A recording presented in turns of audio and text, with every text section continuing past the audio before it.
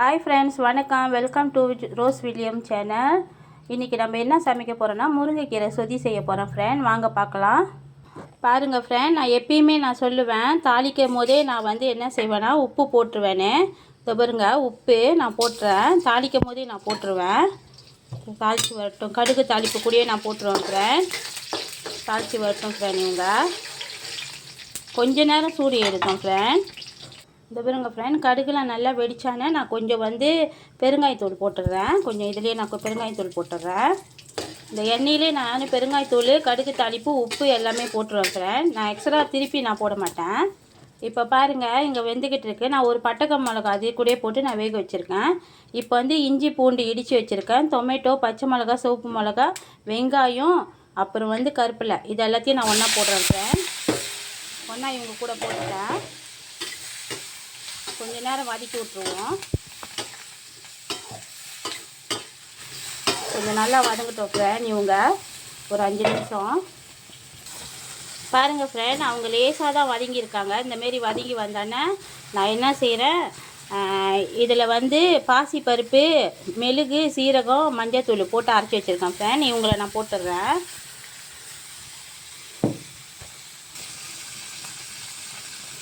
இவங்களை கொஞ்சம் தண்ணி ஊற்றி இவங்களை எல்லாத்தையும் ஒன்றா போட்டுருவேன் ஃப்ரெண்ட். இப்போ பாருங்கள், இந்த மாதிரி இருக்காங்களா. இவங்க எல்லாமே சேர்ந்து ஒன்றா வெந்து வர்றப்போ தான் அந்த வெங்காயத்தோட டேஸ்ட்டு, அந்த இஞ்சி பூண்டுலாம் நம்ம போடுறோம்ல, அவங்க இந்த பருப்போட டேஸ்ட்டு எல்லாம் சூப்பராக இருக்கும் ஃப்ரெண்ட். இந்த பாருங்க ஃப்ரெண்ட், இந்தமாரி நல்லா கொதித்து வர்றப்ப நான் என்ன செய்கிறேன், இந்த பழம்புளி இருக்குல்ல, இந்த பழம்புளி 2 போடுறேன் ஃப்ரெண்ட். 2 தான் போடுறேன்.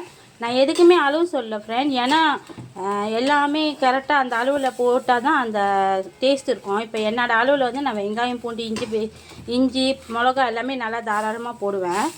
அப்போ அதனால நான் அளவு சொல்ல, சாரி ஃப்ரெண்ட். இந்த பாருங்க ஃப்ரெண்ட், இந்தமாரி புளி போட்டானே இந்தமாரி நல்லா கொதிச்சிரும். புளி போட்டானே நீங்கள் கொதிக்க ஆரம்பிச்சிடும். கொதிக்க ஆரம்பித்தானே நீங்கள் என்ன செய்யுங்க, இந்த முருங்கைக்கீரையும் கேரட்டும், முருங்கைக்கீரை நான் பொடிசாக வெட்டி வச்சுருக்கேன் ஃப்ரெண்ட். சிறுசாக ரொம்ப பொடிசாக வெட்டி வச்சுருக்கேன். கேரட்டை துருவி வச்சுருக்கேன். இது 2யும் அதில் ஆட் பண்ணிடுங்க. முருங்கைக்கீரையும் கேரட்டையும் அதில் ஆட் பண்ண பிறகு நான் தேங்காய் பால் பூ வாங்கிட்டு திருவி வச்சுருப்பேன். அதனால் அந்த பாலை நீங்கள் இது கூடயே ஆட் பண்ணிடுங்க. எல்லாத்தையும் ஆட் பண்ணிவிட்டு ஒரு 2 கிண்டிடுங்க ஃப்ரெண்ட். இப்போ பாருங்கள் ஃப்ரெண்ட், இங்கே சைட்லலாம் பாருங்கள், இந்த சைட்லலாம் நல்லா அப்படியே பொங்கி வர மாதிரி கொதிக்கிறாங்க. ஏன்னா நம்ம பாலும் கீரையும் ரொம்ப நேரம் வேக விட தேவையில்லை. இப்போ இன்னும் கொஞ்சம் நேரம் ஒரு 5 நிமிஷம் பார்ப்போம். இந்த பாருங்க ஃப்ரெண்ட், கீரை சொதி, பருப்பு முருங்கைக்கீரை சொதி ரெடி ஆயிடுச்சு. பாசி பருப்பு, முருங்கைக்கீரை சொதி. இந்த பாருங்க ஃப்ரெண்ட், பாசி பருப்பு, முருங்கைக்கீரை, தேங்காய் பால் ஊற்றி சொதி எல்லாமே ரெடி ஆகிட்டாங்க. இப்போ சுட சுட இருக்காங்க.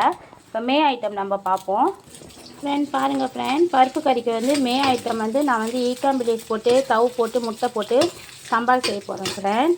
பாருங்கள், ஈக்காம்பிளேஸ் நான் நல்லா அலசிட்டு இப்போ வேக வச்சுருக்கிறேன். எண்ணெயில் தாளிச்சிட்ருக்கிறேன். இப்போ லேசாக பொரிஞ்சு வர்றப்ப நான் எடுத்து வச்சுருக்கிறேன் வெங்காயமும் கருப்புலையும் இதில் போட்டுடுறேன் ஃப்ரெண்ட்.